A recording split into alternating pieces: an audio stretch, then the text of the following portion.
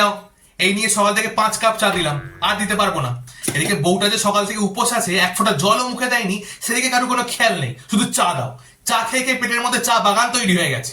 মানা, তুই যে তো ভক্তি ভরে শিবরাত্রির ব্রত করছিস, কিন্তু ভালো বর পাবি এর কোনো গ্যারেন্টি আমি তোকে দিতে পারছি না।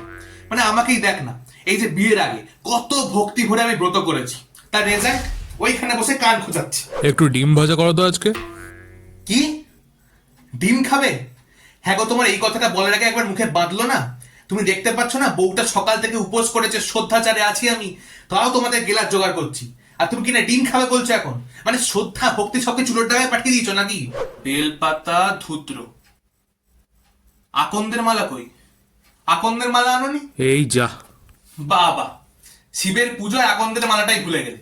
কই গাঁজা সিদ্ধি এগুলো তো কই ভুললে না? তার বেলায় মনে থাকে সবকিছু। মানে কি বরের জন্যই না আমি ব্রত করেছি। হ্যাঁ দাঁড়ান, দেখে বলছি কটায় তিথি পড়েছে।